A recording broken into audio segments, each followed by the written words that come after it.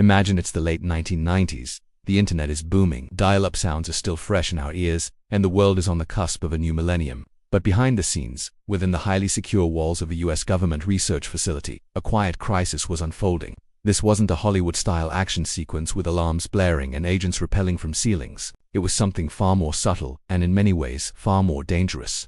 Officials started noticing something was wrong. It wasn't one big, obvious event, but a series of small, unsettling discoveries. Think of it like a slow leak in a pipe. At first you might not even notice it, but over time the damage becomes impossible to ignore. In this case, the leak wasn't water. It was highly sensitive technical information. For years, critical data from one of the nation's most important scientific institutions was being improperly accessed and shared. The initial reaction from the public and parts of the media was to label it a hack. This was the dawn of the digital age, and the idea of a faceless cyber attacker breaking through firewalls from a remote location was a terrifying and captivating narrative. It fit the mold of what people were beginning to understand about digital threats. The story of a sophisticated external attack was easy to grasp and even easier to sensationalize. But as investigators from multiple government agencies dug deeper, the truth turned out to be much more complicated, and for many, even more unnerving. This wasn't the work of an outsider who had found a digital backdoor. The evidence pointed not to an external hack, but to long-term insider activity. The problem wasn't coming from outside the walls. It was coming from within. This revelation sent shockwaves through the entire US national security apparatus. If the very people entrusted with protecting the nation's most valuable secrets were the source of the breach, what did that mean for security everywhere else? It was a wake-up call of the highest order. The focus shifted from just building stronger digital fences to re-evaluating the very people who held the keys to the kingdom. The investigation became a massive undertaking. It involved meticulously poring over years of records, conducting countless interviews, and analyzing every possible channel through which information could have been moved. Investigators had to reconstruct a timeline of events that had occurred over a very long period, often with incomplete or ambiguous data.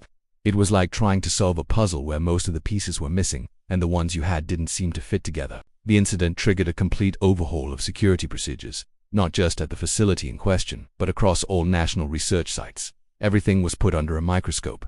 How were employees vetted? How was access to sensitive information controlled and monitored?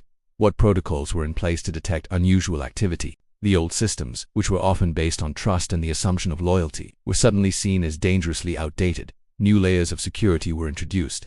Digital tracking of data became much more sophisticated. The concept of need to know was enforced with renewed vigor, meaning that even cleared personnel could only access information directly relevant to their work. Physical security was also enhanced, with stricter controls on what could be brought into and taken out of secure areas. It was a paradigm shift, moving from a model of implicit trust to one of explicit verification.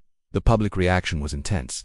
The case dominated news headlines and became a topic of heated debate in Congress. It raised fundamental questions about the balance between scientific openness and national security.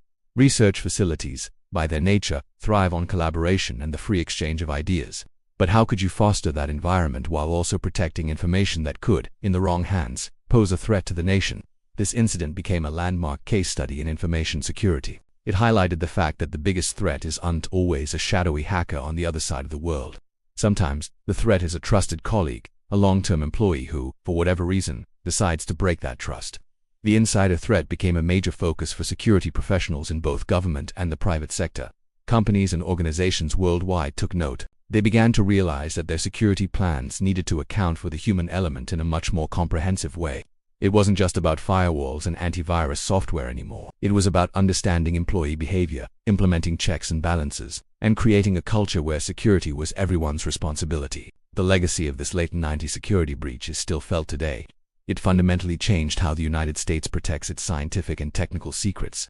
The increased oversight, the updated protection protocols, and the heightened awareness of insider threats can all be traced back to this one pivotal event. It served as a stark reminder that in the world of high-stakes information, the greatest vulnerability can sometimes be found not in the code, but in the people who write it, use it, and protect it. It's a fascinating story of how a quiet, long-term breach forced a powerful government to confront its own vulnerabilities and completely rethink its approach to security. It proved that true security isn't just about building higher walls, it's about knowing who you're letting inside.